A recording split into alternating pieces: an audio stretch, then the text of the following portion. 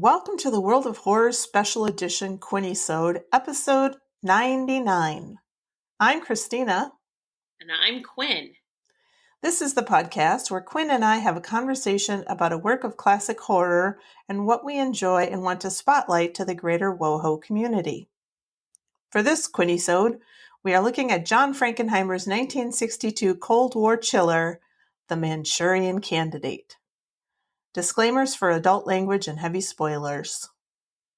Let's move on to our first segment, Christina and Quinn chat. Hi, Quinn. How's it going? Hi, Christina. It's going well, I suppose. How are you? Well, it's kind of springtime here in North Carolina on the last day of February. Yeah, they call this fake spring. Oh, is that what they call it? Oh, yeah. Well, I remember when I was trying to get my husband, I'm not married anymore, but I was 24 years ago, and I was trying to get that guy to come down to North Carolina or want to move down to North Carolina. And so we came down in February. There was snow on the ground, but one day it was like 72 degrees. So I was like, what else do you want? Like coming from Wisconsin. Yeah. That's something you don't ever get. I mean, you might get like a 50-degree day, but you're not going to get a 70-something degree day. Nuh-uh. So it's warm here, and it's like the pollinating is happening. Yeah. The pollinating. And I got this app that tracks pollen because I'm really cool. And it's at a very high level today, which I look at it and I see the level and I say, yeah, I totally agree. Yeah, I think I'll go for a walk after we're done here, but I'm not as sensitive to it as you are. You're like super sensitive to pollen. I know. I don't like that I am. It's not something that I like about my changing body, but it is what it is. And I've been told I have no allergies after being allergy tested. So who knows what the hell is wrong with me. But yeah, I am pretty sensitive to the pollen. And it sucks because there are these days like this where it's like so gorgeous. And I actually have a car that has like a sunroof, because you can open it and like completely open it. And so I was driving earlier and I always leave the window part open, but I don't often open the window to the outside. But I wanted to because it was so nice and it was so lovely and fun. And then when I closed it and got out of the car and into a place, I was like, oh, what did I do to myself? It was like a fast track to pollen. I'm sorry you're so sensitive to pollen. That's okay. Let's not talk about pollen anymore. All right, so The Manchurian Candidate was directed by John Frankenheimer. The screenplay was by George Axelrod, and it was based on The Manchurian Candidate, a 1959 novel by Richard Condon. It stars Frank Sinatra. Ever heard of him? Lawrence Harvey, Janet Leigh, Angela Lansbury, Henry Silva, and James Gregory. The cinematography was by Lionel Linden. The release date was October 24th, 1962, and it has a running time of 126 minutes, and I watched it on Tubi. I watched it on Tubi. Okay, so I shamelessly stole the plot synopsis from filmsite.org. Thank you, filmsite.org. And then, because I'm old school, I printed out all 17 pages. I hope that you are deciding to read all 17 pages. Well, there's a lot of great commentary in the film site synopsis, but I will try to refrain from what this writer inserted and just, so we can insert our own thoughts. Okay. But this film begins with the title Korea 1952 during the Korean War, and we meet Sergeant Raymond Shaw, played by Lawrence Harvey, and Captain Bennett Marco. And they are serving overseas, and the sergeant is very unlikable because he breaks up a bunch of carousing of his troops in this Korean brothel bar. And the men just are like, contemptuous of him. It's just our Raymond, our lovable Sergeant Shaw. I'm afraid our Saint Raymond, he don't approve. But then they are led by this traitorous local interpreter named Chunjin, who's an American. Wait, that might be confusing. Okay. So the part of the local interpreter, Chunjin, is played by an American named Henry Silva, which is terrible, and I wish that never happened. Yeah. Because he's got just this, it's not Mickey Rooney bad, but it's pretty bad. In terms of his accent. Yeah, it is not Mickey Rooney bad. I assume we're talking Breakfast at Tiffany's, but yeah. It almost is worse in that I think he could, in ways, fool you that he is not American, but I don't know. It's almost worse in that manner. Well, I saw in the ending credits, there was a dialect coach. And so I don't think this person did a very good job because Lawrence Harvey just sounds like an Englishman. And this American dude just has this really, I don't know, awkward Asian accent. Right. But anyway, the Americans are advised in the movie to walk in a single file line, and they are ambushed, knocked unconscious, and taken away by helicopter into Manchuria to be held captive. And then we get the credits. And I was just waiting for Angela Lansbury's name. And I think it says co-starring Angela Lansbury. Oh. But it should have said featuring the goddess that is Angela Lansbury. The blow your mind role played by Angela Lansbury. And there is a making of that I saw. Well, it was like an interview with her specifically on her part in this film. And I think it was on YouTube. People should check it out. Anyway, so then we're like, as the audience, we're like, what is happening? We thought we were in South Korea in this war, but now our boys have been taken somewhere. And then we go back to the US and there's a big parade, and Sergeant Shaw is returning home a war hero. And he's met with this huge patriotic crowd, and people are waving signs and all this stuff. And we understand that he has been decorated as a Congressional Medal of Honor winner. And so one of the generals is like, how do you feel, Captain Shaw? And he goes, like Captain Idiot in Astounding Science comics. And his mother is there, Mrs. Iceland. And she's 37 years old, Angela Lansbury, and Lawrence Harvey is 34. So that's a little bit odd casting. But I to be honest, I never knew that until, recently. But I just took I didn't either. It didn't strike me. Then when I heard that there was such a small difference, it was sort of just I don't know. It didn't strike me as, I didn't think about it, but had I thought about it more, I would have thought, oh my God, she's so gorgeous. She looks beautiful. Wonder how old she is. She can't be much older than him, and had I have gone down that road, I would have gone down that road, but I didn't for some reason. And then saw that and thought, whoa. And I think that Frank Sinatra wanted Lucille Ball, I think, for the part. But Frankenheimer insisted on Angela Lansbury. Thank the gods of Yeah. film.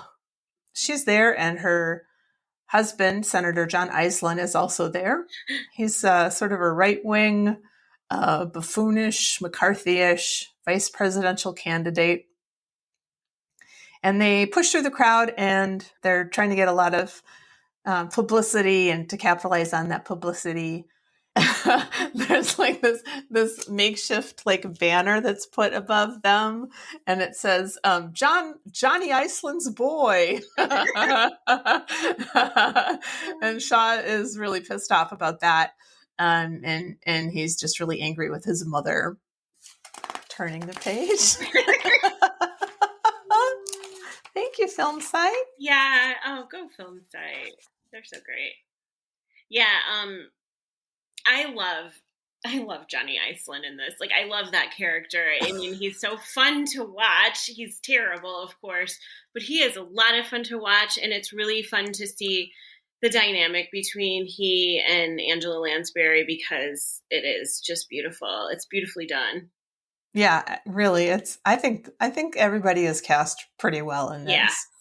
aside from Henry Silva. Yeah, she did.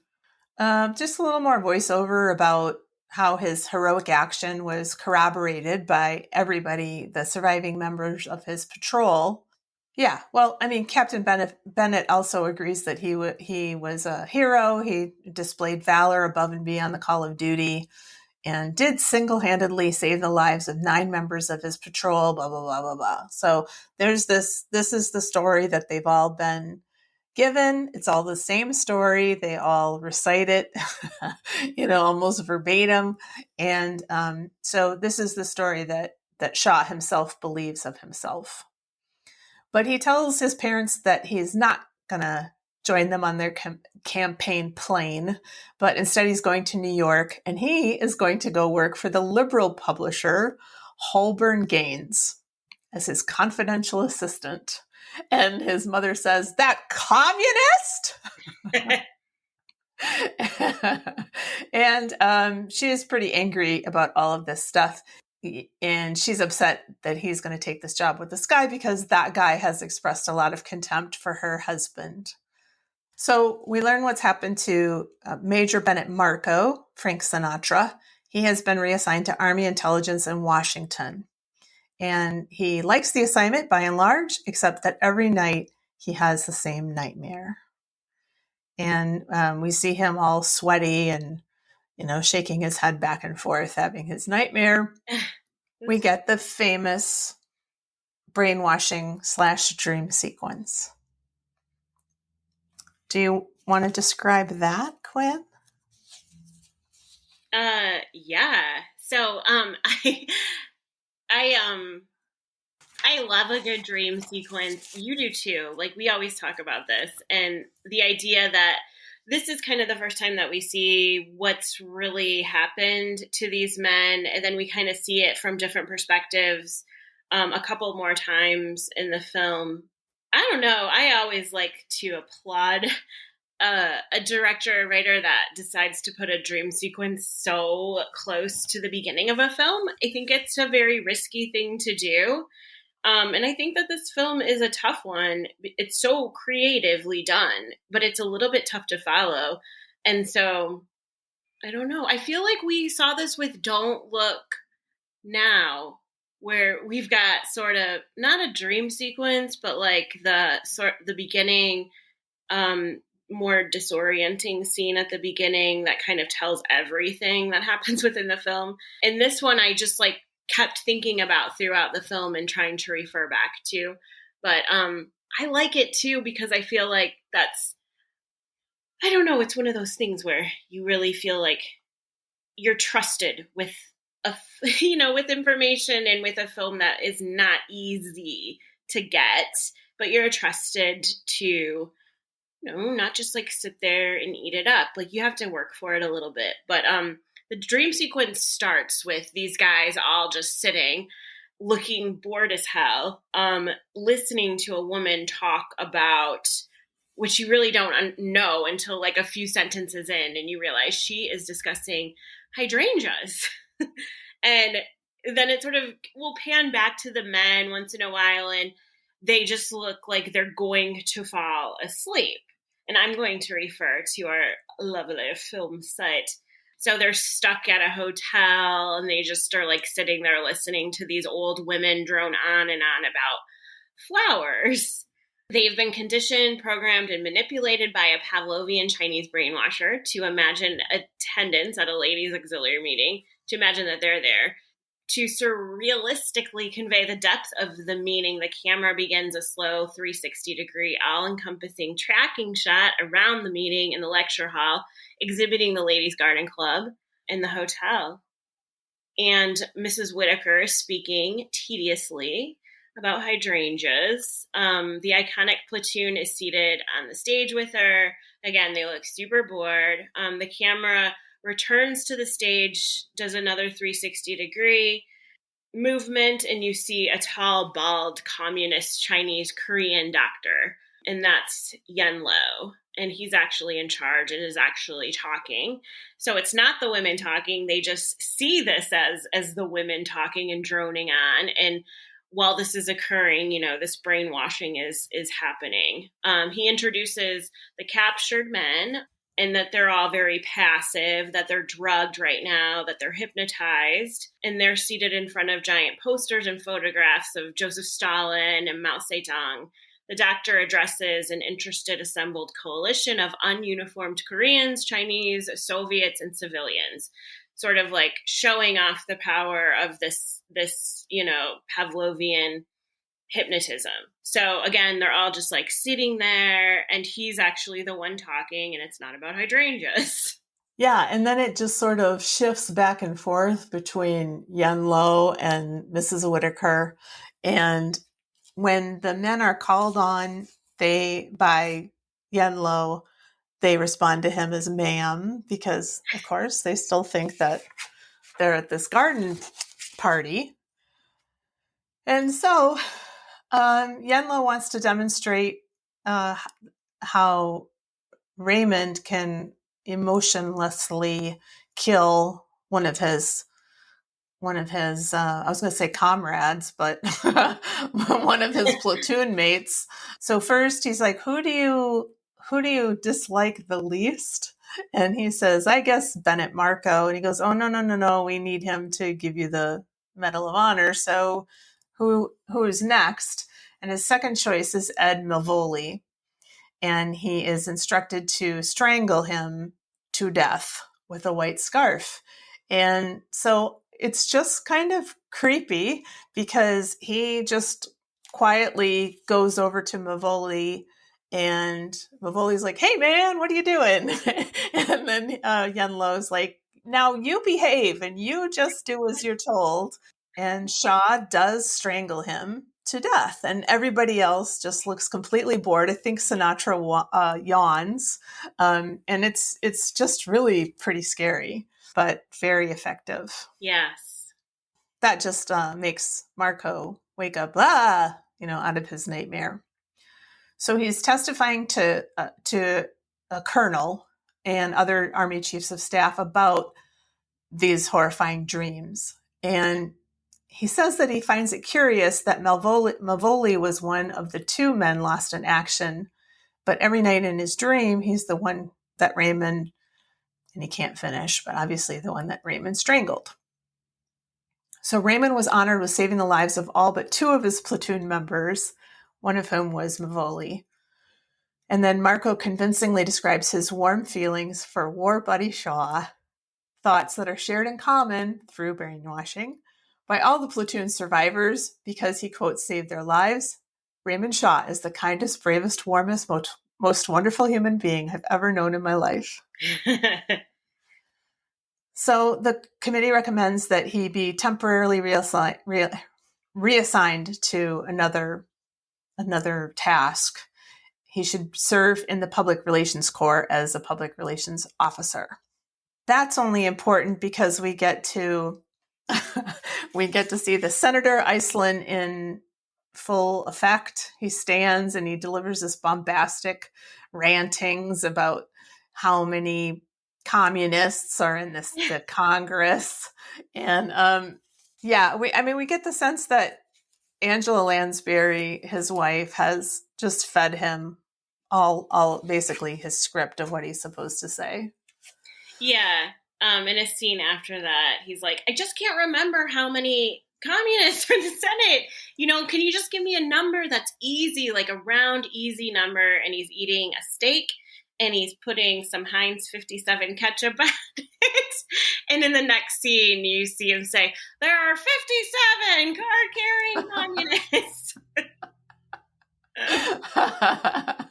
But the Secretary of Defense is just like, get this idiot out of here. And it's just kind of chaos because everybody's shouting at everybody else. But I just love all the insults that the Secretary of Defense like slings at Iceland. You're an insane person. And anyway, we meet another young Korean war vet, Corporal Al Melvin. He's been having the same kind of dreams. And in his dreams, all the women in the garden party are black because he's black. So I thought that was really a cool thing. Yeah.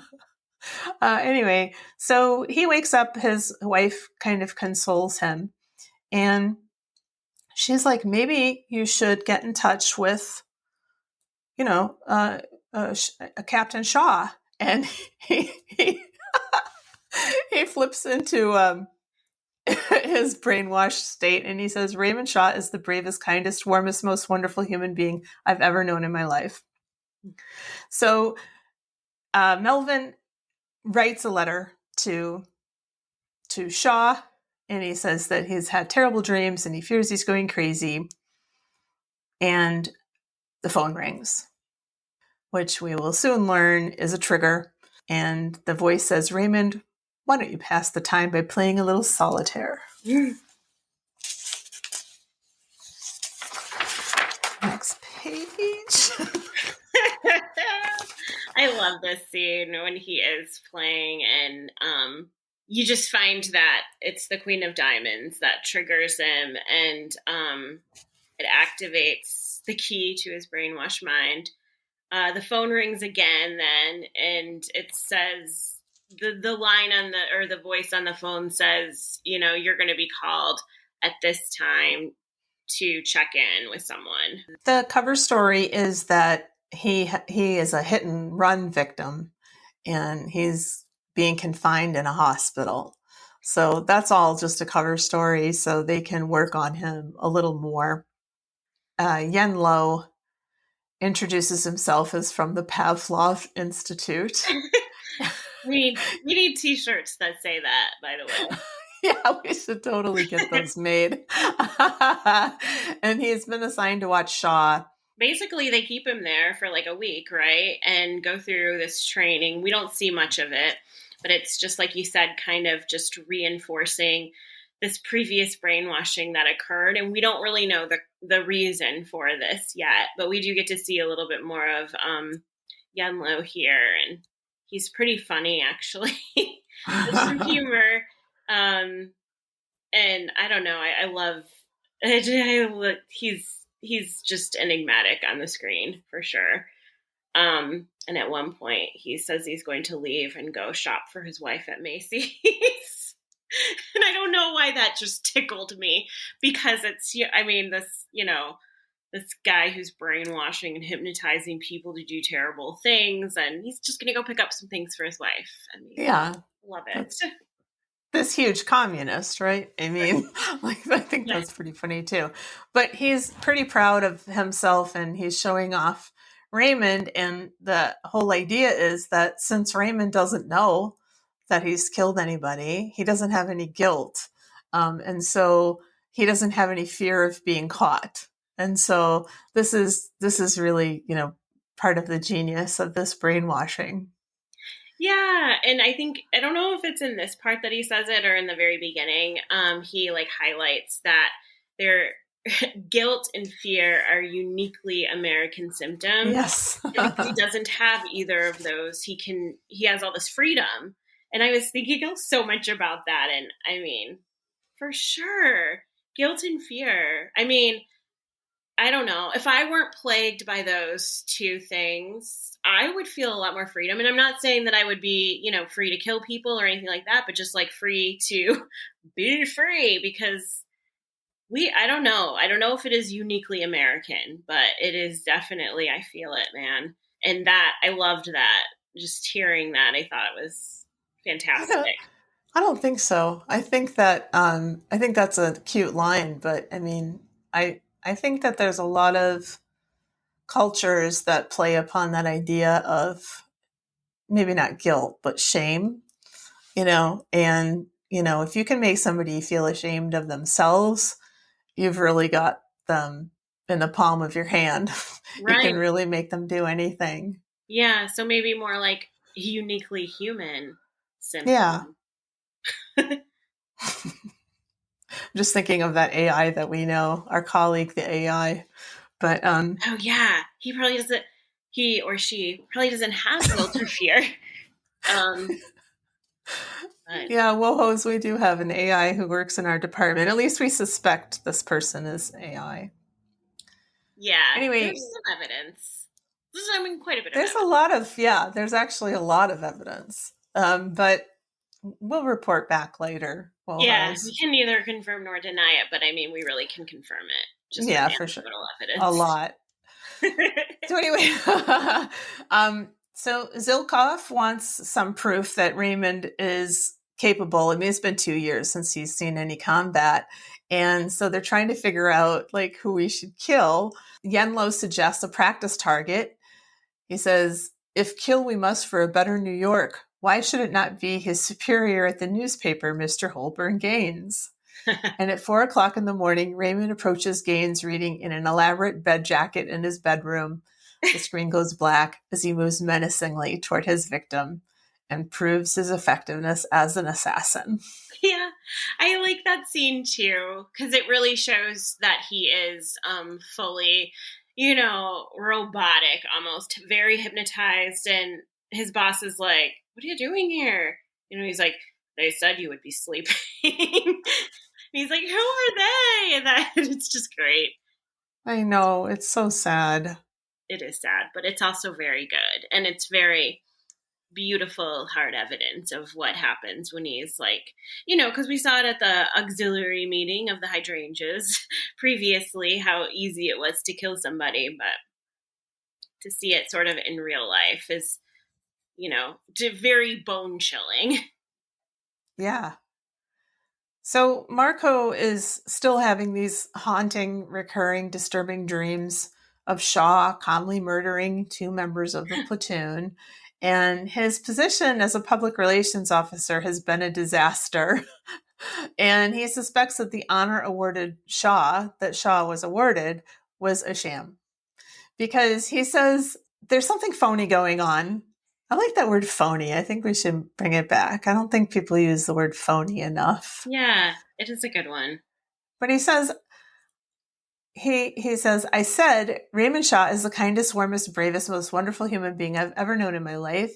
And even now I feel that way this minute. And yet, somewhere in the back of my mind, something tells me it's not true. It's just not true. It isn't as if Raymond's hard to like. He's impossible to like. In fact, he's probably one of the most repulsive human beings I've ever known in all my life. And so Marco is put on indefinite sick leave. Okay, so then we get the wonderful, strange scene on the train between Frank Sinatra and Janet Leigh. Marco is sweating profusely and trembling. He can't light his cigarette because his hands are shaking too badly. So he gets up and he tips the table over and he goes to that space in between the train cars, and she follows to befriend him. And the dialogue is so fucking weird in this scene.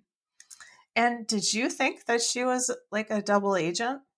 Yeah, Quinn? I did. Yeah. It's not that I thought that during the scene. I was following the dialogue though, and I was like, I think I got to stop and rewind this because I'm not getting this, or I didn't hear that right, but I did, in fact, hear it right. It is off the wall and weird. But for sure, in the next scene in which we see her, when she picks him up, I was like, oh, she's for sure, like, she's like his handler doing something, she's in on this in some way, shape, or form, for sure. Yeah, I mean, it's just like really odd. Apparently, all this conversation is taken directly from the novel, but they talk about 4 US states, Columbus's football team, railroad lines, and her 2 names, Eugenie and nickname Rosie. It just seems very odd, but it's a very cool scene Yeah, like anyway. at one point she says, "Did you know that I was one of the original Chinamen to lay these railroad ties or something?" And it's like, what? What? Also terribly, outdated language, but it's so bizarre and weird. Everything that she says is so weird, and then she's repeating and repeating and repeating her address. And she's like, Yes. do you have that? Do you have that? Do you have that? And it really feels like that's his trigger or something, or like, part of her address is like a code in some way. I mean, it's almost like, I don't know. I did read some interesting facts and things and whatnot about the film, and people do think that she is a double agent or somehow involved, but it sounds like that was never ever what was meant to be implied. Right. And so, No, I mean, but it's almost a satire of all of those scenes that we get of 2, handsome strangers who find themselves, you know, on a train or in Italy or wherever they find themselves, and this just sort of weird banter that people in movies engage in. yeah, I guess that's a good point. It's like all that shit's such bullshit. And so, Yeah. like, why not be like weird ass encrypted bullshit? And the fact that he's going along with everything she's saying, in her mind, I mean, she's falling in love with him as he's like co-signing all these very strange things that she's saying. I'm happy for them in the end. I don't love it, honestly. I don't. I I think mean, it's she's, so misguided, and so I love watching her. I would watch oh, me her too. do anything. Like, she's great. I love Janet Leigh. She's so good in this. She's so good. But her role and her character is so freaking weird that it just, I don't know, it's unsettling in a way. And then their relationship to me is unsettling, not just in a way from somebody in 2023 looking at a 1960s film, but like in an even quicker way. Like, it's just, I don't buy it. And I don't Yeah. want to not buy her. I buy her. Like, I buy her doing anything. She's believable as anything, but I don't know that I don't like it. I keep coming back to it, and I don't think I should be. I mean, I think Janet Leigh does something special, here, but this character, there's nothing to her. She's just, But what do you call that? I mean, she's she's a just red there. herring for sure, though, because I Yeah. find her to be something completely different than what she's supposed to be or laid out to be. Maybe that's Yeah. because Janet Leigh is so good and put so much persona into the character. I don't know, but I find her to be I find that to be so distracting, honestly, because I'm like, there's no way that this is nothing to do with any of this more devious plot. This is not just like a romantic subplot. This is hooked in. It's so much so that it's so distracting. And yet when you get to the end of it, it's nothing. It isn't any of that. Yeah. Yeah. So I don't know what the purpose then is. Is it to frustrate us or amuse us or distract us, or I'm not really sure what the purpose of it is, but I do love it. I do love it too. I can't get past that. But yeah. Well, then we shift to the inside of Shaw's apartment, and Chun Jin has been ushered in. And supposedly Shaw's stepfather, Iceland, provided Chunjin with a visa so he could come to America and find employment as a servant. And so that's what happens. And Shaw hires him, and he says he'll give him every Thursday and every other Sunday off for $60 a week. So That's nice. great. Okay, we do get a lot of juxtaposition between Iceland and Abraham Lincoln. And we see Iceland is reflected off the glass covering a portrait of Lincoln.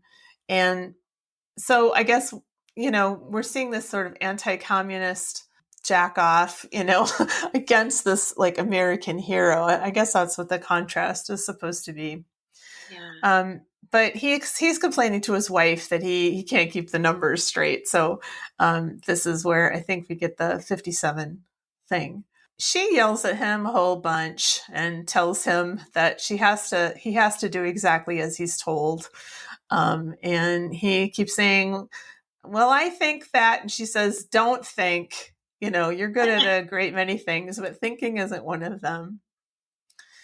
So Marco rings the bell on Raymond Shaw's door, and Chunjin answers the door.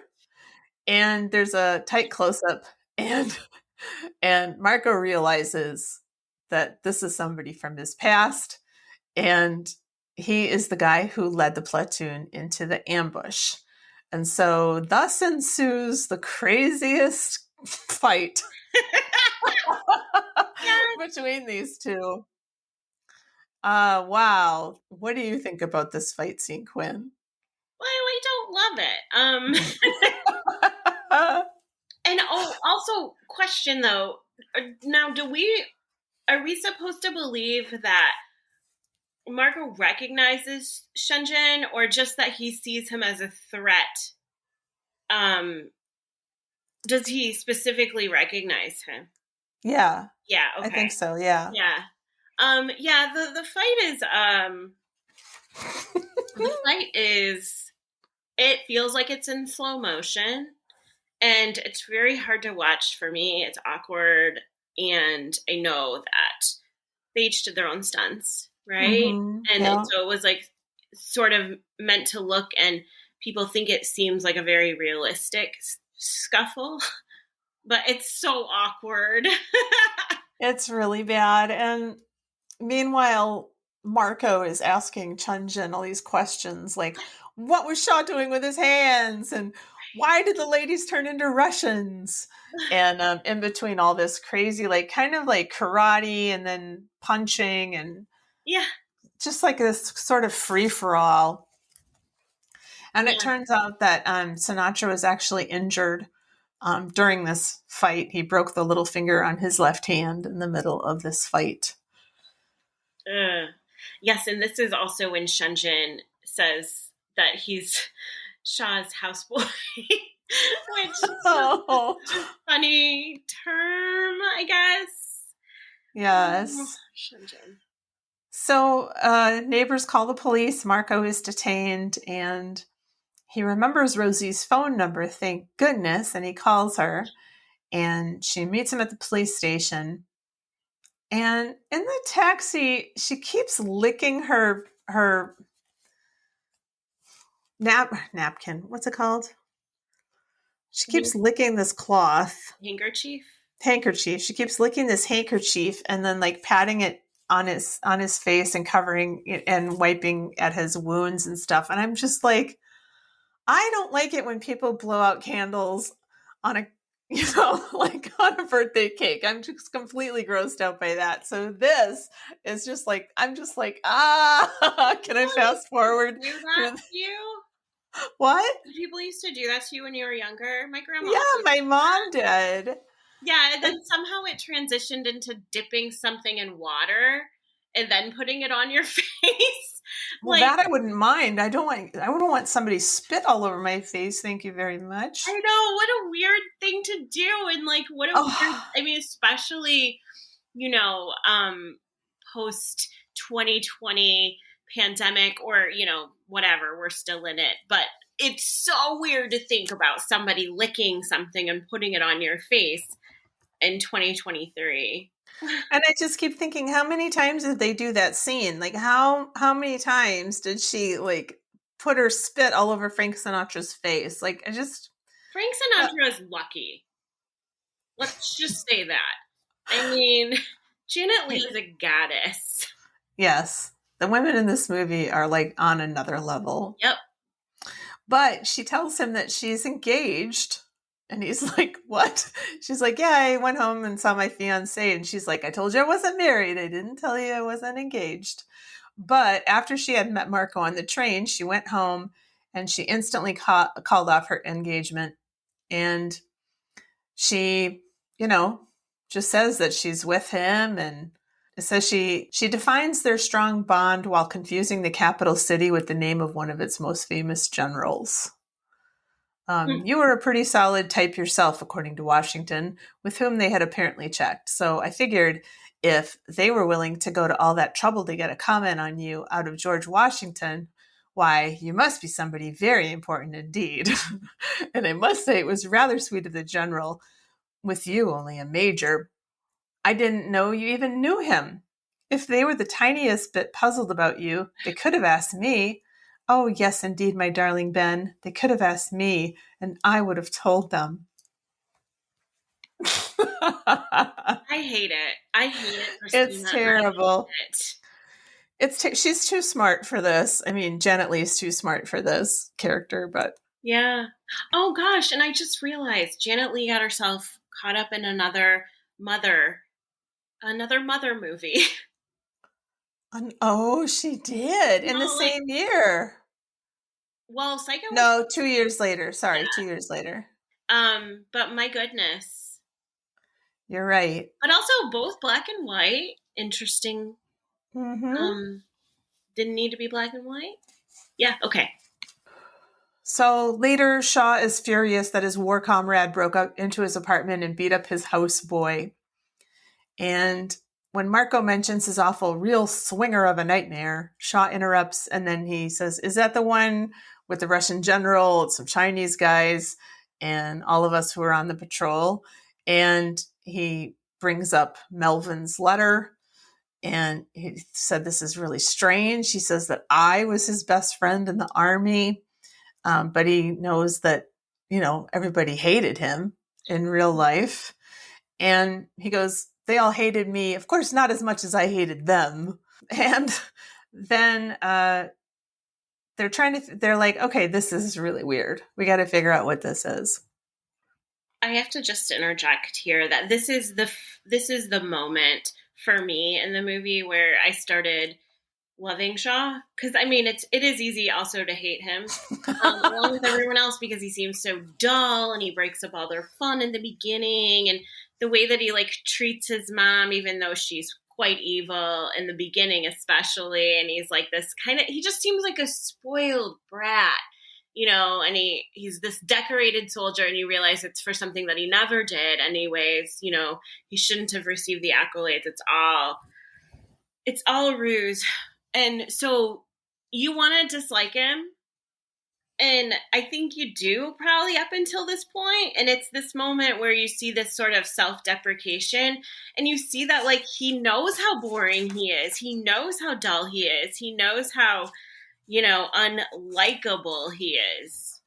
Unlovable, one might even say. Oh yeah, unlovable, right?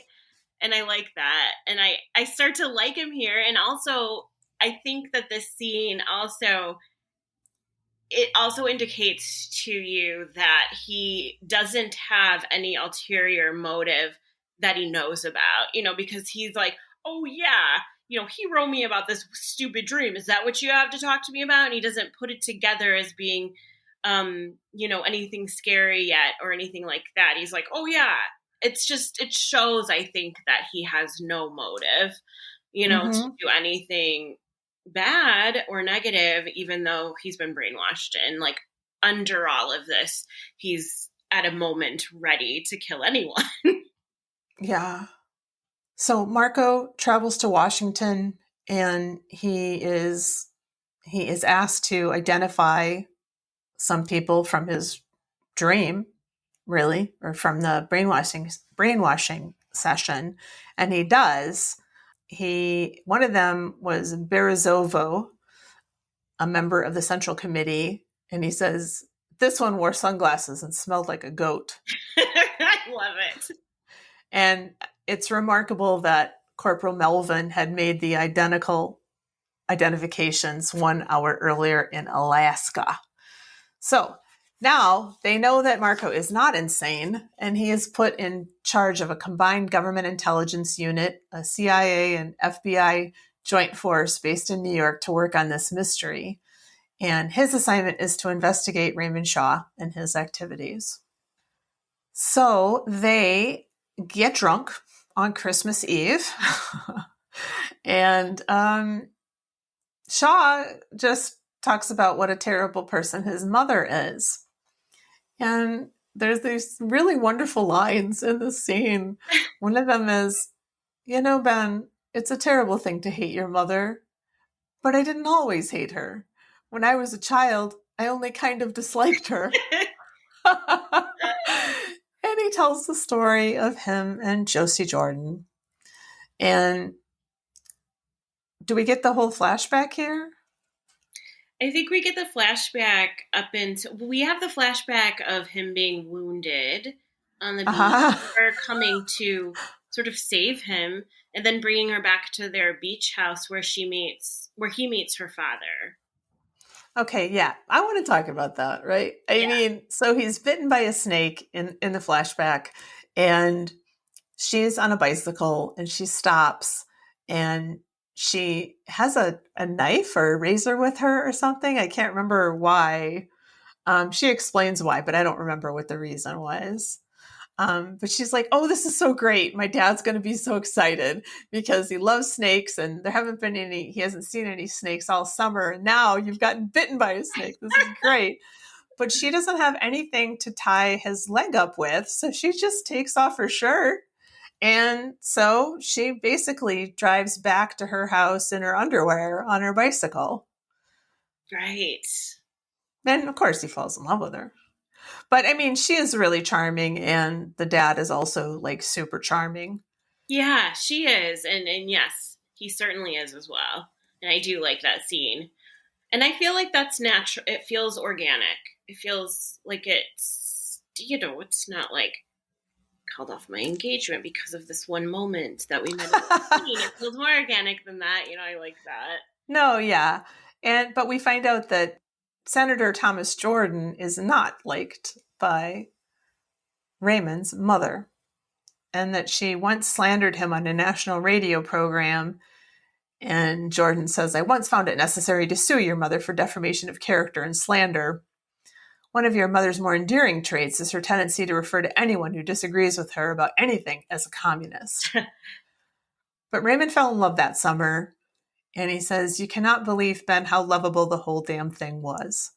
All summer long, we were together. I was lovable. Josie was lovable. The senator was lovable. The days were lovable. The nights were lovable. And everybody was lovable. Except, of course, my mother. Except mother.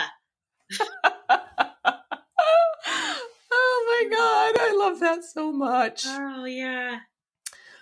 So, what happened was... his mother sabotaged the relationship, and because it was dangerous to her own plans. And she tricked Raymond into believing that he made the decision to break up with Josie, but actually she put him up to it.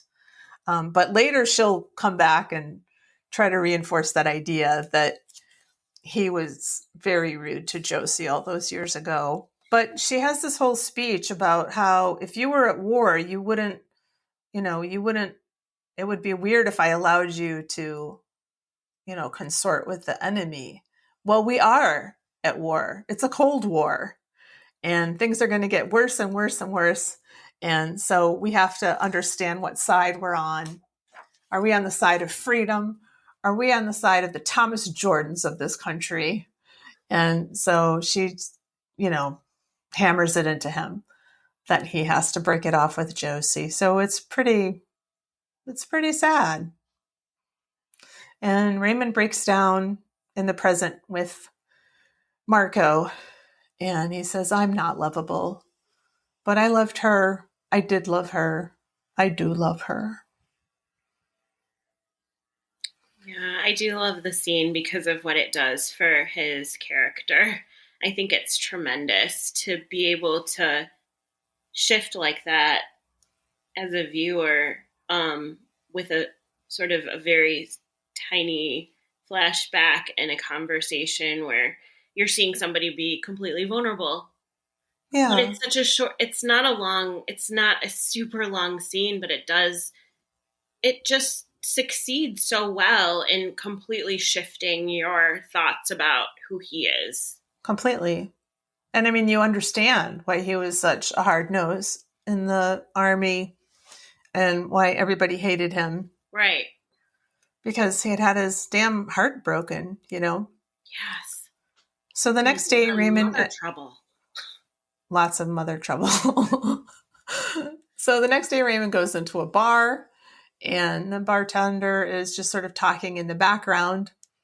And he says, why don't you, I think he's talking about something else. And he says, why don't you pass the time with a little solitaire? And so Shaw is like, can I get a deck of cards? And he starts playing solitaire. And he turns over the Queen of Diamonds, and Marco walks in. And it's just an accident that the bartender says, why don't you go and take yourself a cab and go up to Central Park and go jump in a lake? And so Raymond does it because he's been triggered. And I heard from Angela Lansbury in that interview that this was like the coldest day of the year. And they needed to break up the ice so that he had water to dive into or walk into.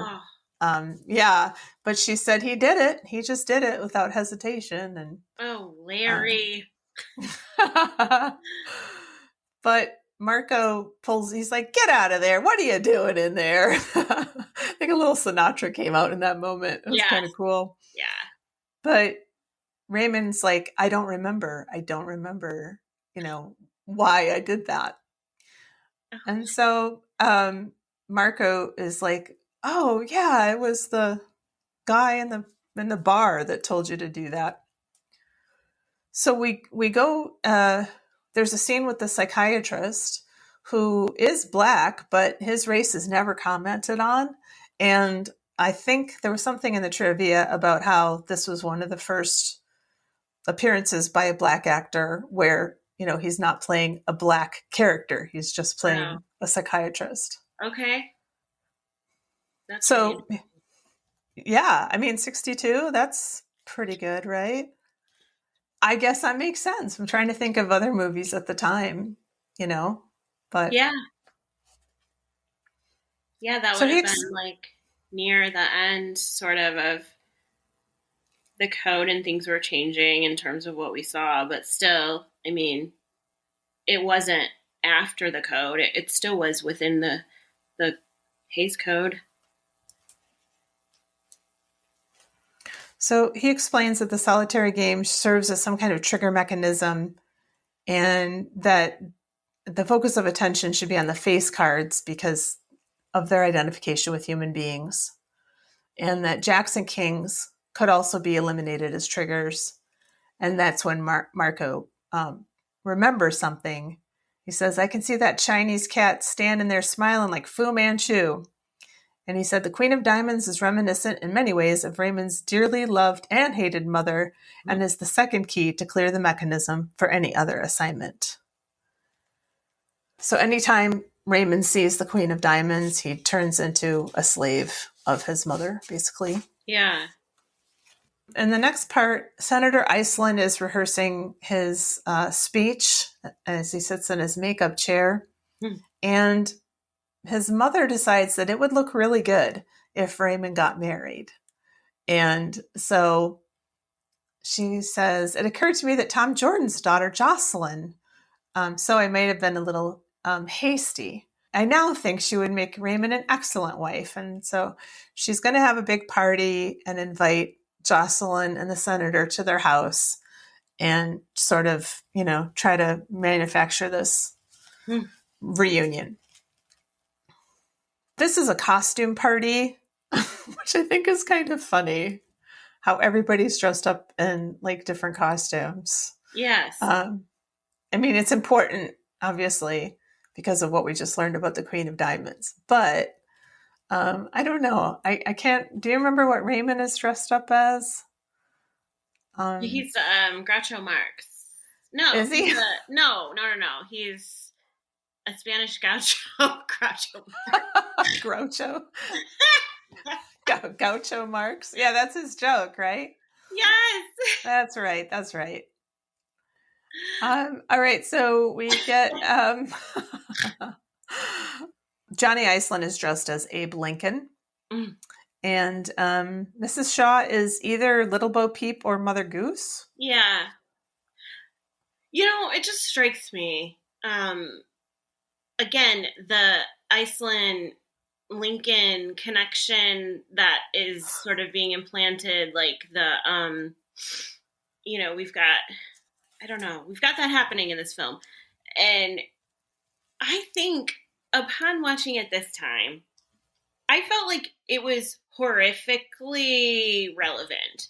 And then it's like, I don't know, there's so much about this movie that I feel like had it been made now, it would be just as poignant. But then I think about like Trump and the Reagan comparison, and like even like the makeup and the misquoting of things. It's like, I don't know. It's very scary, actually. Like everything that's happening. And I know in the remake of this film, which, I don't know when that was, but it's not exactly the same story. But Shaw is running for presidential candidate, so it's a little bit more on the surface. I think it's less subtle than the original, but yeah, I guess now just remembering that Iceland was dressing up as Lincoln, and there's more of a connection there than the reflection earlier. It's freaky. It's prophetic, I feel like. Yeah. Yeah, I would agree with you.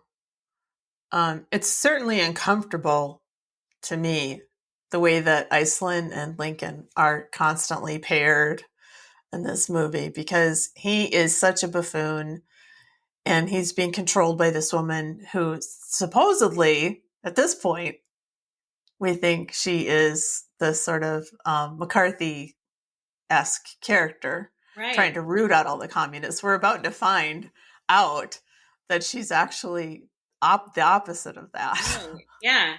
This is very, very scary revelation. And because in this scene, Raymond's mother divulges that she is his American controller and she is an agent for the Reds. And she says, "Why don't you pass the time by playing a little solitaire?" And when he comes upon the Jack of Diamonds, she's unexpectedly called away, and she takes the card as a precaution with her. But Jocelyn, sweetheart, has been looking at this whole scene from outside, and she comes into the study and she's reunited with him, and she is dressed as the Queen of Diamonds. After they embrace, they depart. They're going to elope, and they leave behind her card costume. And there's that great low angle shot of the huge card that's sitting on the Yes. Davenport, I guess you'd call it in those days. Davenport. Yeah.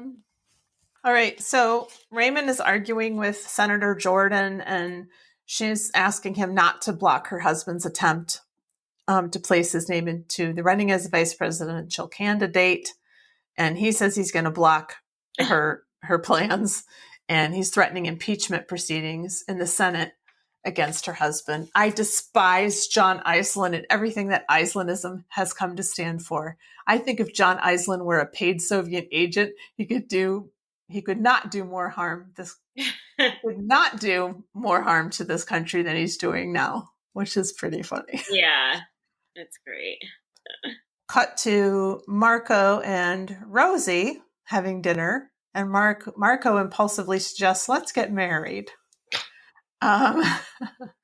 Now Marco wants to reprogram Shaw after composing a deck only of Queen of Diamonds Yes. cards. I love that one shot of him where he's got the whole hand and it's all Queens of Diamonds. Yes. And he tries to do the card trick and then reveals that this is what, magicians do on the street. I love it. So he thinks that this is going to be pretty easy, to just sort of rewire this kid's brain. Sure. So the next day, Marco sees Shaw and he learns that Shaw has gotten married and now Shaw is making jokes. He's already married his Queen of Diamonds girl and he's just in this wonderful mood. He's just like a completely transformed person. And he says, there we were, the Queen of Diamonds, and me looking like, I don't know, like Groucho Marx. And Raymond's like, hey, I made a joke. But, this is pretty, this is a whole different side. Yeah, it's almost like a completely different actor. And that's how good I think that he is. He's so good in this. Yeah. And it's so nice to see even just a glimpse of what, his happiness could be like. Because you feel bad. I mean, he's being used and he's just being used by everyone. So yeah. You want to see him on his own. You want to see him happy. You want to see him, in a better place. You just do because you trust him. And I think that's just speaks volumes of, Lawrence Harvey really more than anything. Like I can get on board.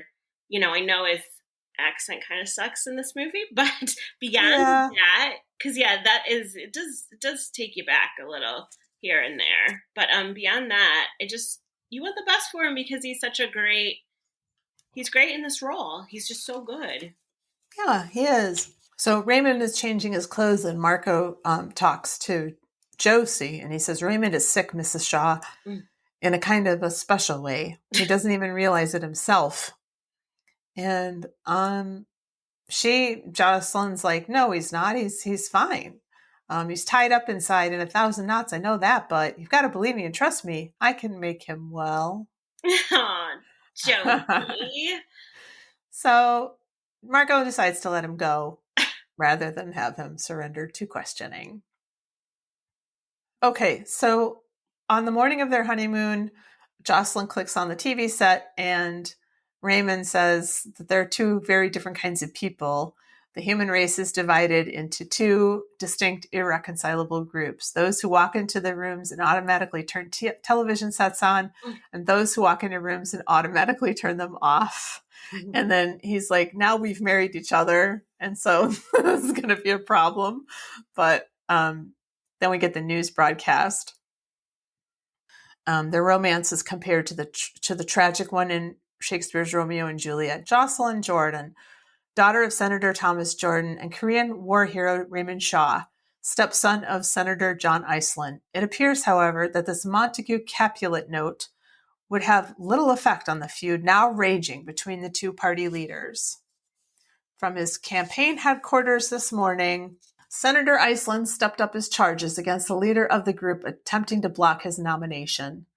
And we see Senator Iceland accusing the liberal Senator Jordan of high treason, and he makes a motion for impeachment and a civil trial. Now, Raymond decides to return home, and he's going to beat up that vile, slandering son of a numbskull to a bloody pulp. But the minute that he sees his mom, she reaches for a deck of cards in a drawer and triggers him toward a very important, deadly errand. There's something you have to do, she says. This is so sad. I don't want to even say it. Do you want me to say it? Yeah, I'm so sad. All right, so in the next brilliantly photographed scene, a hypnotically tranced, sleepwalking Raymond enters the Jordan townhouse in the middle of the night and finds the senator mixing a midnight snack in the kitchen. Shaw calmly, and of course, Senator Jordan is like, oh, I can't believe, what Iceland did, but, I love you. And, he sort of like says something that would touch any human. But of course, Shaw is in a trance because he's been ordered to kill Jordan. So Shaw calmly pulls out a revolver with a silencer, holding it at his side as the senator removes a carton of milk from the fridge. A low-angle shot captures the image of the gun and an American eagle above Raymond's head. The bullet from the gun blasts through the carton and hits his father-in-law in the heart. Mother's milk flows. This is film site, but mother's milk flows out in one stream from the bullet hole made in the carton. Jordan, a principled and pure symbol of lily-white liberal Americanism, bleeds white milk instead of red blood. Raymond also turns and kills his new bride, Josie, his queen of diamonds, when she rushes down towards him after hearing the silence, or, she heard that still. I love, this sucks. It is tough. It's tragic. And also, this movie, there's so much going on. Like, I can't, it's almost unbelievable, the layers upon layers upon layers. But yeah, this is obviously what the setup has been for him to kill this senator. And also, I don't know if it was meant for him to kill Josie, but of course she, came down unexpectedly. And yeah, okay. Love the milk. That was in my notes. And there's also twice Jordan is right in front of an American eagle with spread wings. So, I mean, yeah. Frankenheimer, okay. Yeah. But we get that image twice. So in case you missed it the first time. Yeah. And I do like to see the milk in a different sort of setting here, because typically we've talked maybe about milk and the idea that like there's so many villains associated with milk and how it's like this kind of really fun juxtaposition, but then we see Jordan associated with milk here. Yeah, pure American. Yeah, I think just as a symbol of like good old American goodness. Yeah. So the next morning, Major Marco is reading the awful headlines, and he realizes that he was kind of to blame for this in a way because he let Raymond go. So he says, Raymond Shaw shot and killed his wife early this morning. It wasn't Raymond that really did it. In a way, it was me. Oh, Marco. Well, I mean, the whole, you see him through this whole movie just like pushing and pushing and pushing, and then he backs up that moment because he wants him to be happy and experience that. But also, I think he's blinded by his own weird relationship, which may or may not be devious. I think it is. But again, I fell for the red herring. But the idea, that he, it's a lot of, that's guilt, man, too. And again, goes back to the, monumentally American symptoms of fear and guilt. And for sure, it's just, it's not like him, but of course it's understandable in the position that he's in, having just found love himself. So it makes him, more vulnerable to, I don't know, backing up a little bit. But I mean, I think it's kind of crazy throughout the whole film or throughout the first half of the film, no one's taking him really seriously, but also nobody's completely worried about him.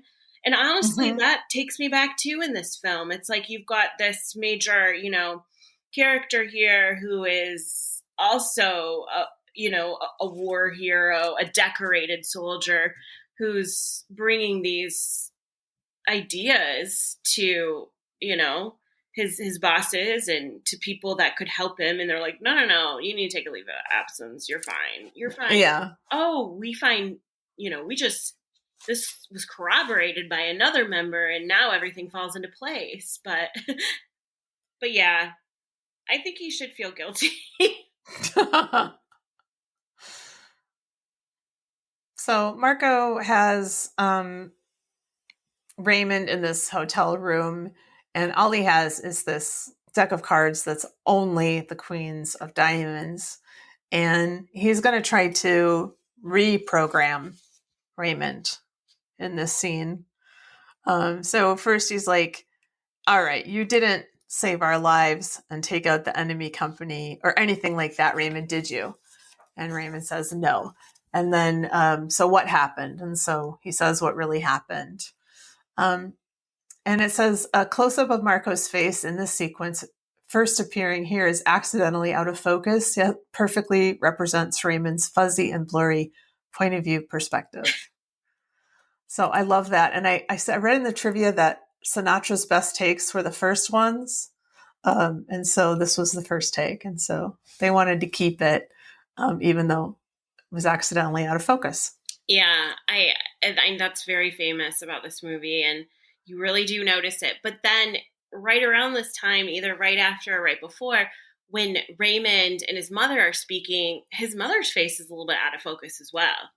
And so it does feel it feels like it feels like it's supposed to be like that because of, what he's seeing. And I don't know, it just I want to believe that was Frankenheimer's, decision more than it was Frank Sinatra's asshole clause in his contract, Yeah.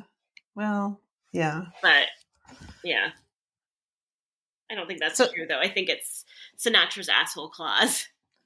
Yeah, I think that's the most likely explanation. So they keep playing and they keep going through all these things, and Raymond is understanding and reciting everything that really happened. He killed Mr. Gaines.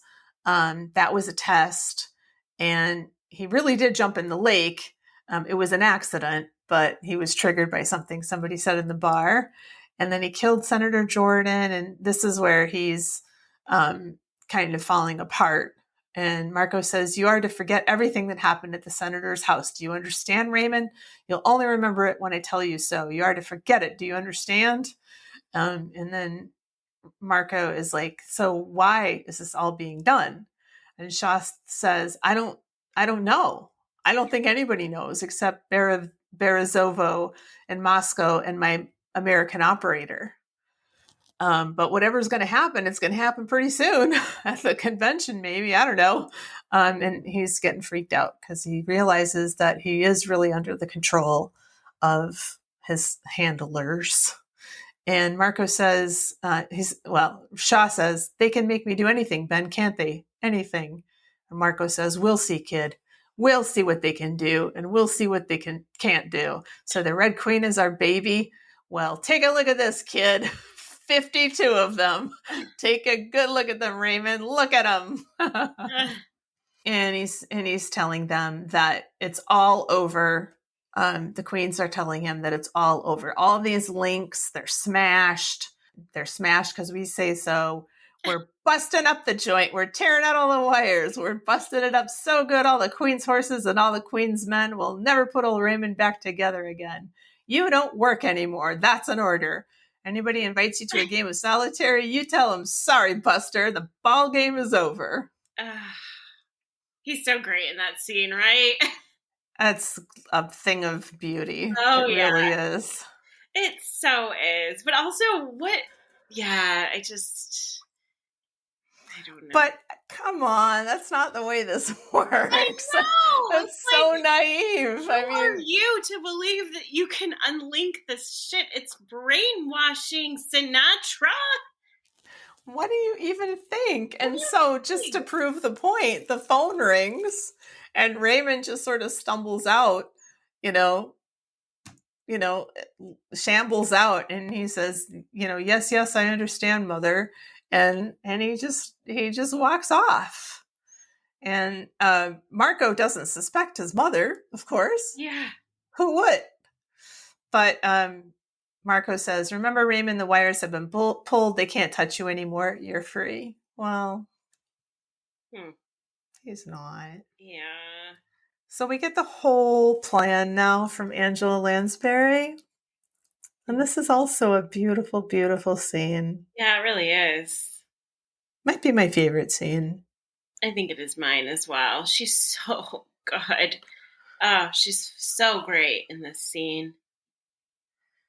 So he's supposed to assassinate the presidential candidate, and that would cause Raymond's stepfather to advance his political career and pave a way for them to take over the White House. And he's going to dress as a priest. That's way no one will question him. And Chunjin's going to give him the army sniper's rifle. And she just lays out the whole plan for him. You're to shoot the presidential nominee through the head, and Johnny will rise gallantly to his feet and lift Ben Arthur's body in his arms, stand in front of the microphones, and begin to speak. And she reveals that actually she is an agent for the Russians. And so her whole plan is to, be able to get into the White House, basically, so she can take the whole thing down. And she also says that she didn't know that it was going to be him, and that the commies, to keep her in control, turned him into the agent. I don't know why I didn't catch that. Yeah. Because I think, like, what would have been the advantage of choosing him? But yeah, that makes, of course. And so she tells him the exact phrase when he should shoot the gun. You are to hit him right at the point that he finishes the phrase, nor would I ask of any fellow American in defense of his freedom that which I would not gladly give myself, my life before my liberty. Is that absolutely clear? And so she strokes his hair and grabs his hand, and she apologizes for all of this. And there's another bit of just wonderful dialogue. She says, I'm on the point of winning for them the greatest foothold they would ever have in this country, and they paid me back by taking your soul away from you. I told them to build me an assassin. I wanted a killer from a world filled with killers, and they chose you because they thought it would bind me closer to them. When I take power, they will be pulled down and ground into dirt for what they did to you and what they did in so contemptuously underestimating me. And she kisses him on the mouth. And that's the creepiest thing I've ever seen. But, I mean, it's photographed very beautifully, and she was instructed, obviously, by Frankenheimer so that they could get away with this, to cover her mouth with her hand. So right. You don't actually see it, but, I mean, it's pretty heavily implied. Right. Okay, so I didn't know this. It says that in the climax, it's noted for similarity to Alfred Hitchcock's finale in Albert Hall in the two versions of The Man Who Knew Too Much, or in the scene of the detection of sinister goings-on within the Dutch windmill in Foreign Correspondent. Anyway, so Shaw, we just see him, do exactly what his mother told him to do. He walks with the case into the spot. I mean, nobody suspects a priest. He ascends the stairs. He climbs to the upper balcony to a catwalk that leads him to a tiny projection booth in the far corner of the arena. And Marco is just like, oh, fuck, this is bad. I haven't heard from him. And so Marco is like super scared.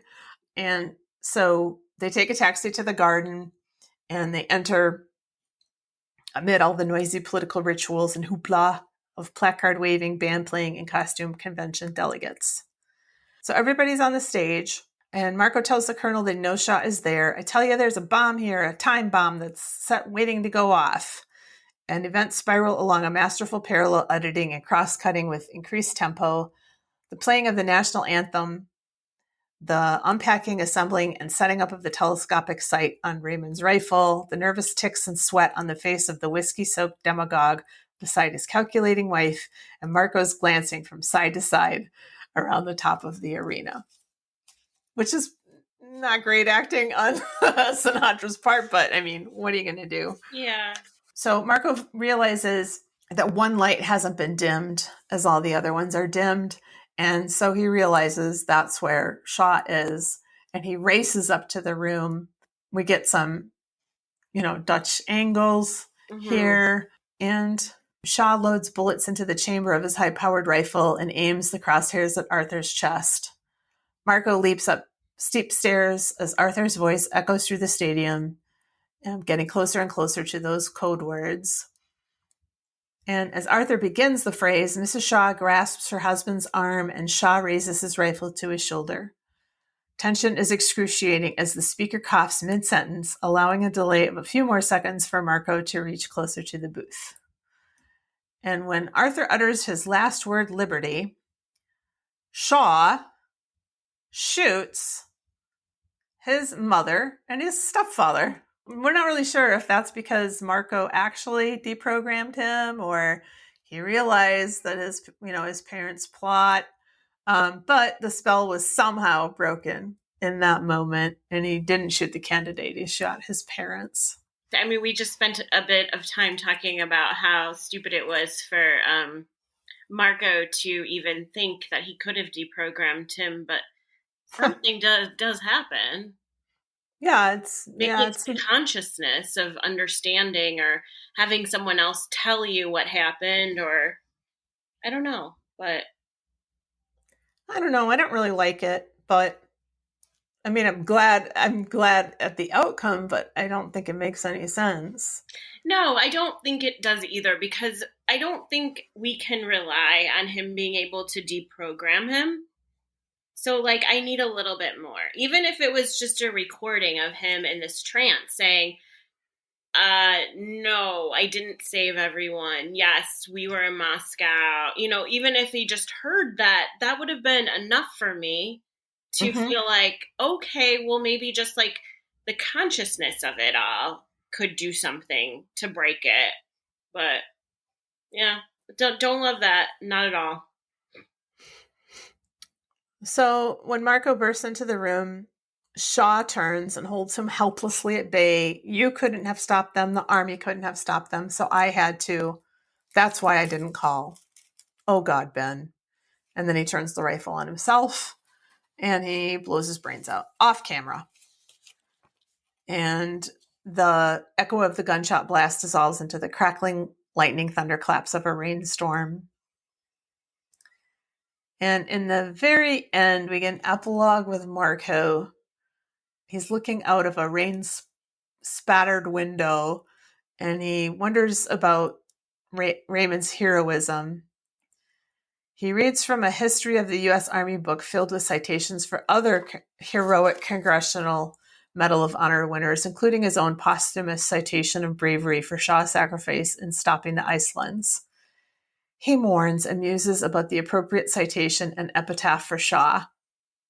I don't want to read the whole thing, but yeah, I don't think you have to at all. I think that I don't know. I guess that I don't know. What did you think of the end? I don't love it. I mean, actually, I always forget about this part. Yeah.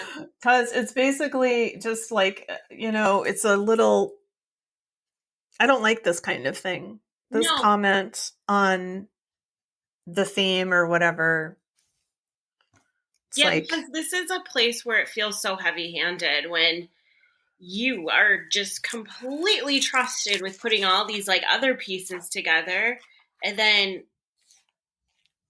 you're just given all this shit in the end, sort of. I also think too about like, how is this?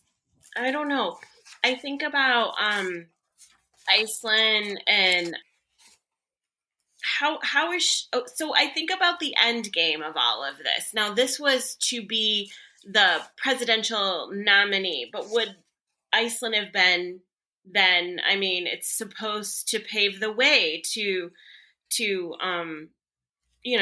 the presidential election. But how do we know that? Now, what would have happened next? Also, I don't like the wrapping up of all of this, where I'm very interested in someone unraveling the pieces of the key players, and I want to know more about the Pavlov Institute, and I want to see them be reprimanded or abolished, or instead of just seeing it in this like, oh it's raining and I'll be happy because I met Rosie, and I don't know, just feels not enough for a Yeah. movie that did so much, so beautifully and so subtly and so creatively and uniquely, to end it like this. I feel like that's I don't know.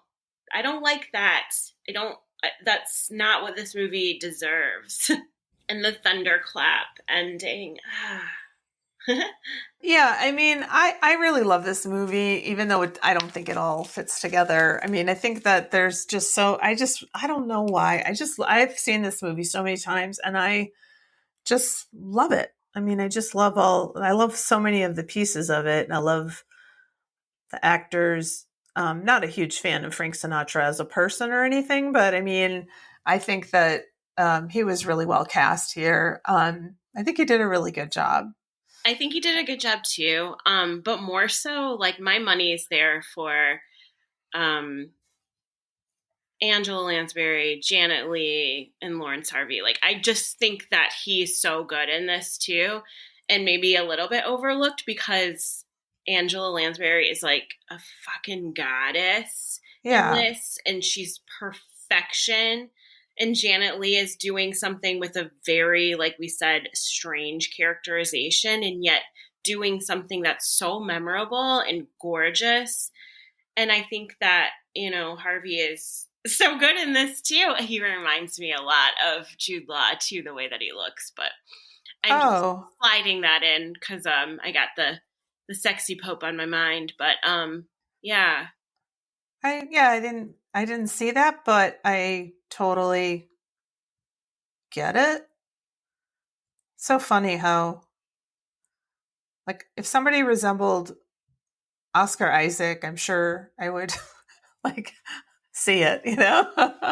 I'm just like imprinted on that dude. But do you see the trivia in the doc? Yes. Do you want to read some? Yep.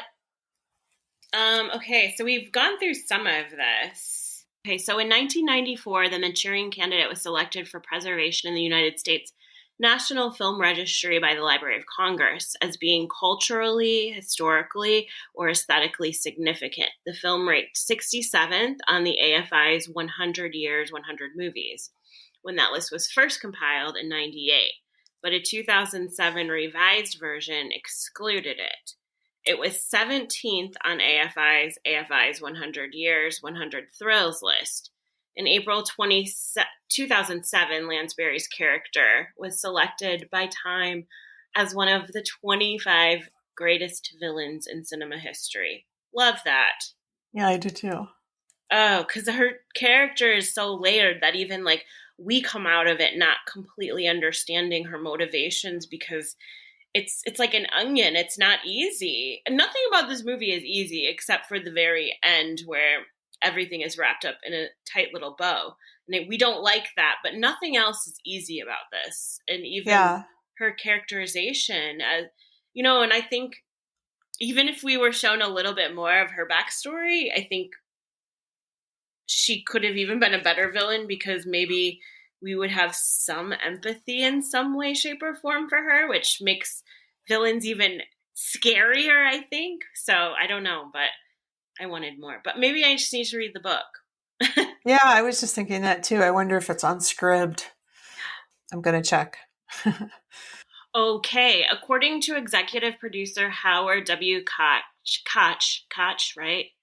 I guess. Maybe cock. Maybe Coke. Coke.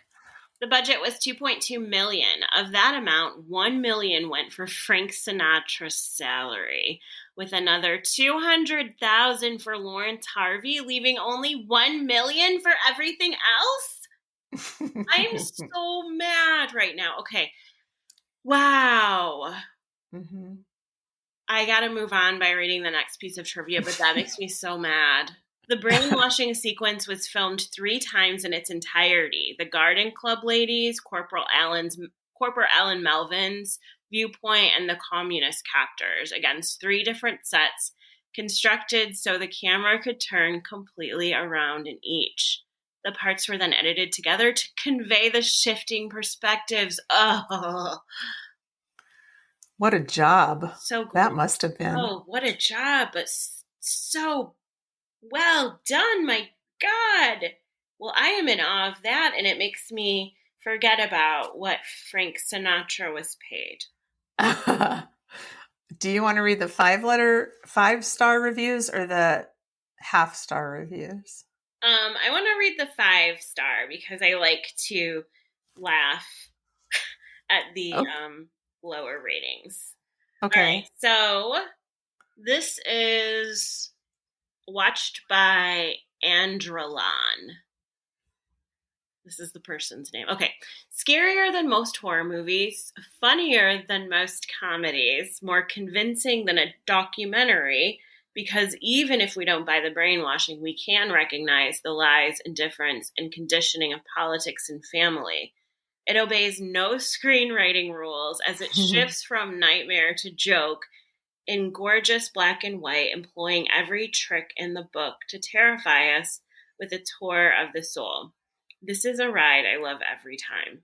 Oh, I really like this review because it says what I've been trying to say in a much more beautiful and succinct way. And that's like that nothing makes sense. There's so much going on. There's so many layers to this, and it comes off sort of seamlessly, except for the minor things that we've said. I love that. I'm sorry. I love that phrase though, too, with its horror of the soul. That's a great phrase. Yeah. And it is like, if you don't buy the brainwashing, which I don't think they developed well enough, they just are giving us glimpses of it, which I think is okay. But maybe you don't buy the brainwashing. Maybe no one does. I don't know. The lies, indifference, and conditioning of politics and family. Yeah, that's beautifully said. Okay, so this next one is from Aaron. Honestly, one of the most tragic films with the most tragic lead character that I've ever seen. I was just so lovable. Oh, Raymond Shaw, you're breaking my heart. And if there's more evil than Angela Lansbury playing his mother, I haven't seen it. Mm-hmm. This film goes to show how much can be done with a premise that on paper looks totally implausible. Lawrence Harvey and Frank Sinatra are exceptional, but to me it's Angela Lansbury who gives the film's best performance as the diabolical mother of Harvey. It is chilling. I would agree, Zeppo M, but I don't know that I agree that it comes off plausible. Okay, and then this is Lay Spoon. Somehow this film manages to be both anti-communist and anti-McCarthyist, and I respect it. This next one is from Foot. An incredible and disturbing film considering it was released in '62. The first time I watched this, I enjoyed it, but thought it outlandish. Now, after multiple viewings and with some of the curtains pulled back on suppressed details of the Kennedy assassinations and the political maneuverings in the last 10 to 20 years on full display, it reveals itself to be, what's this word? Prescient. Prescient, and much closer to the heart of how the system works than I originally could have imagined. Yeah, I'm feeling that too this time around. All right, and the last 5-star review is by Desfido. Something I noticed and loved this time, the use of focus, is fascinating. And I wondered if they meant the lack of focus or they meant the deep focus or just focus. Because there's lots of deep focus. There's lots of deep focus in this, yeah. Even I noticed that. That's not something I typically notice. That's a you thing. But I noticed it. So yeah, there's a lot. I'm probably thinking that they meant that. Christine gave it half-star. My classmate forced us to watch this version instead of the 2004 one. The entire class and I clowned on him the whole time in the Zoom chat. Oh, honey. Honey, you should be thanking your classmate.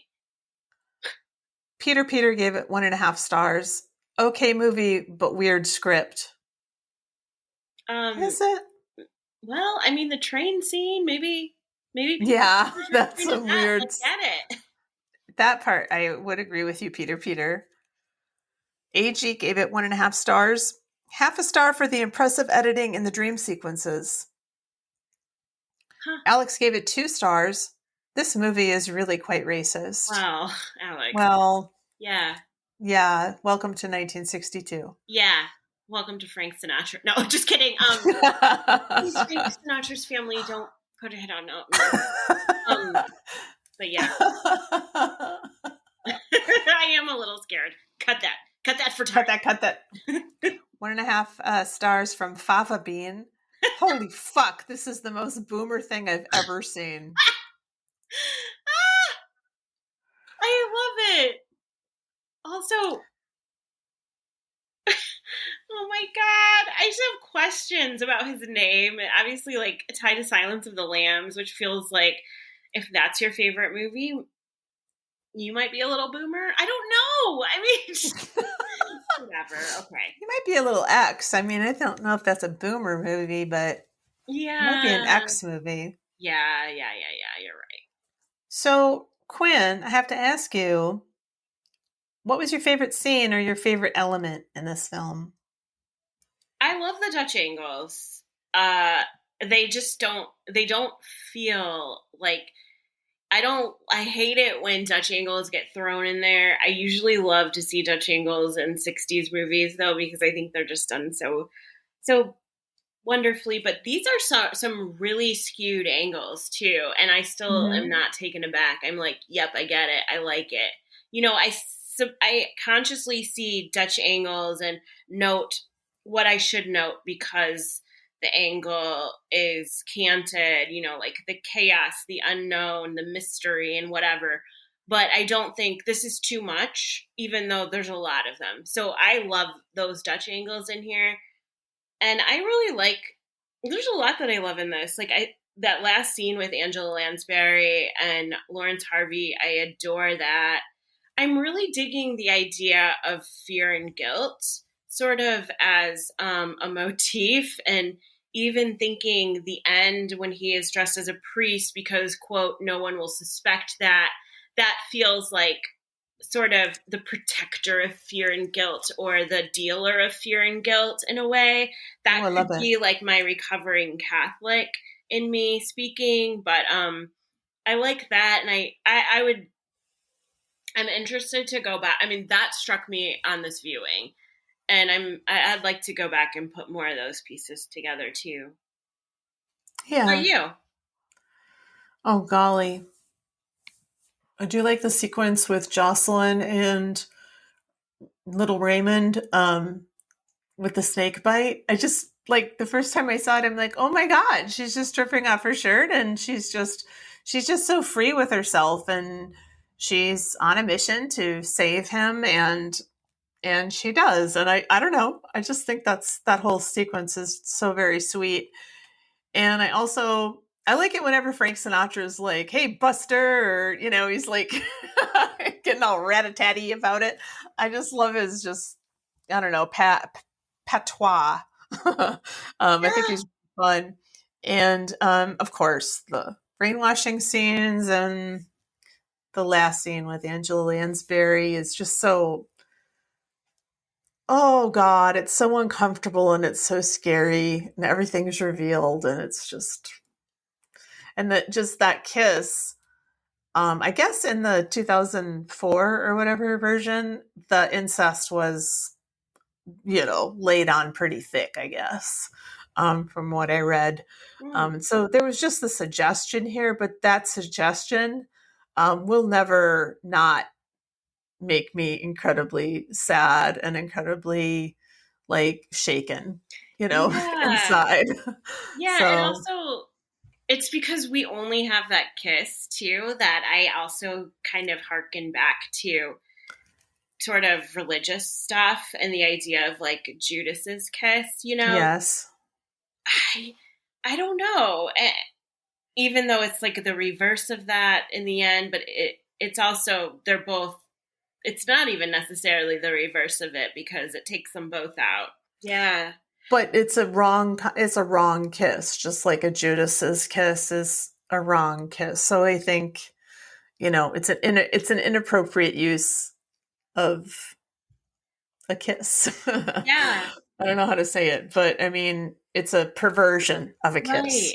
also it's like, I want to see what else is out there at the same time that deals with mother-son relationships and sort of the kind of corruption of a mother-son relationship, because I don't know. I mean, I have been thinking about Psycho since we started talking, and I'm kind of interested in that because there's something going on at the time. Do you want to see if we can find some more movies that touch on the theme of mother-son weird Yeah, stuff I'm into that. in the 60s? I'm totally into that. Okay, I mean, I am too. the world of horror Quinnisode, but the world of horror with Mom and Mac.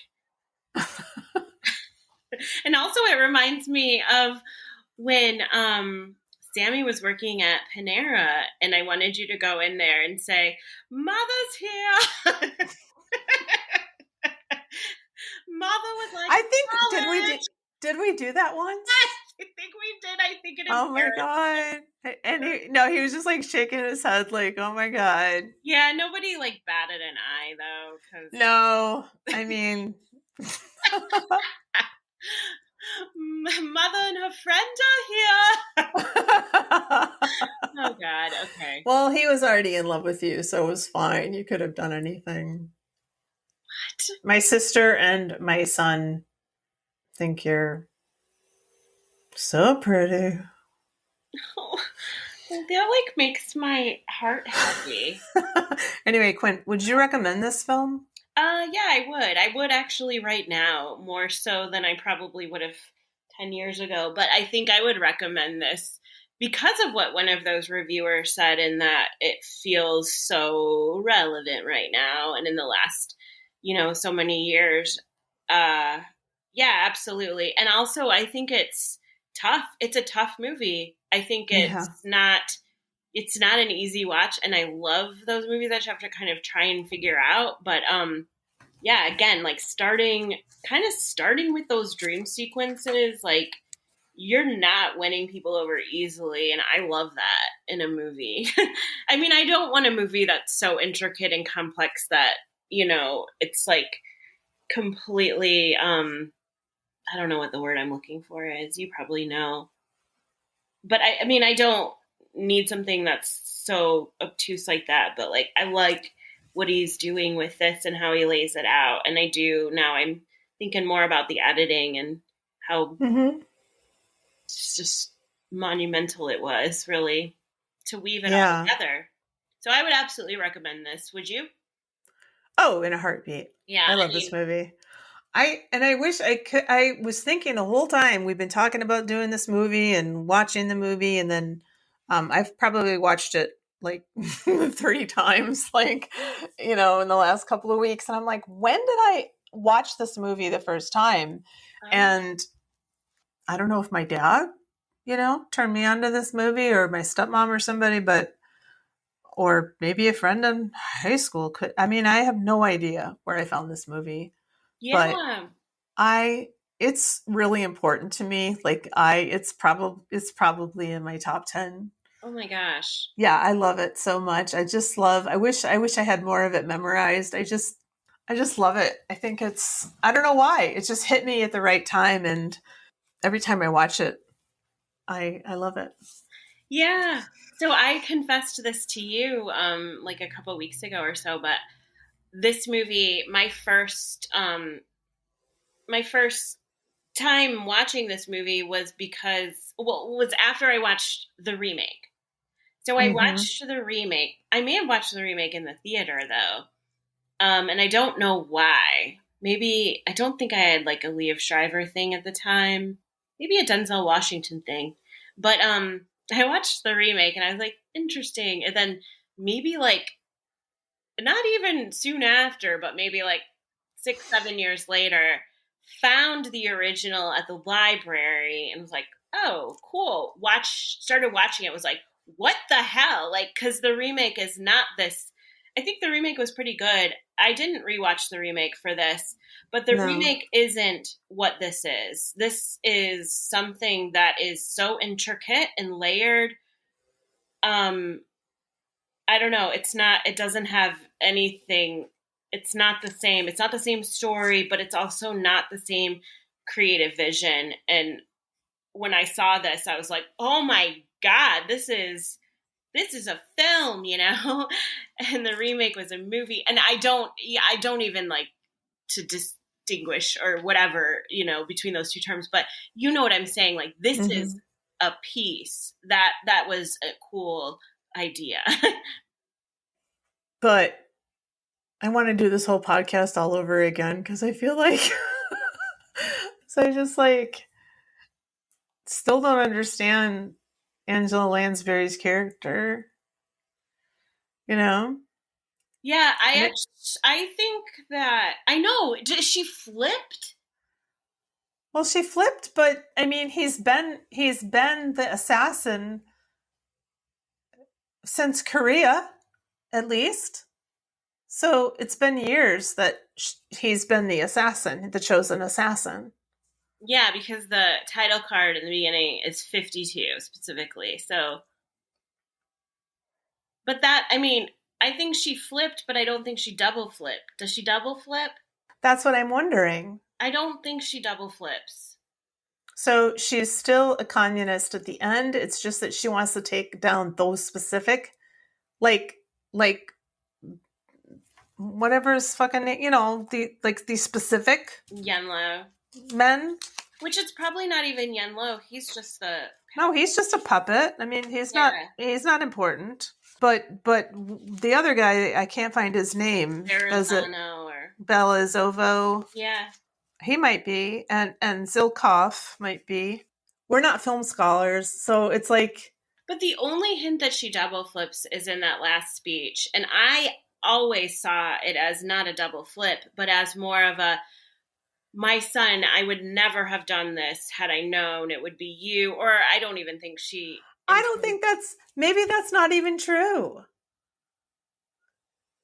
Who the fuck? I mean, I think the first time I watched it, I'm like, that's not true. She's a fucking liar. Also, it behooved her to have it be someone so close to her. Yes. So it doesn't really make sense that, and she already was a bitch, Who's it going to be? Marco? I mean, no, of course it had to be him. So I think she's lying. I don't think, I mean, she's very impassioned and talking about she's going to bring them down. She's lying for his own benefit because at some level she thinks that he understands and will completely compute all of this, and he'll think that it's better and that it's a worthy cause. That's it. I'm okay with that interpretation. Yeah, I'm okay with that too, but I don't think that there's any other evidence, however, that you say we're not film scholars and whatnot. Yeah, we're not, but where else is the evidence there that she does a double flip? It's more likely that she's just fucking lying to him. Yeah. Yeah, and I think that kiss is like a perversion of her love, Yeah, and that's maybe the clue to us, the audience, that this lady is not telling her son the truth. Yeah, and it's also it negates their mother-son relationship. Yeah, it violates it. Said that she wouldn't have wanted him to. She never would have wanted it to be him, because that would, that was like a fuck you to her, whatever, and also it took his soul. But if you don't see him as your son, you see him as a tool. Well, then you can romantically kiss him. Yeah, you can do whatever the fuck you want. Yeah.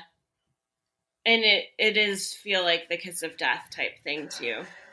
And then the only other issue I have is how did he come out of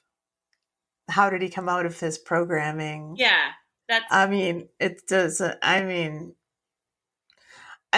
Again, like the critic said, even if you don't buy brainwashing, because I have no idea how it works. Like, I've been hypnotized, like, on a couple of occasions, but I mean, it's nothing like this, Yeah. obviously.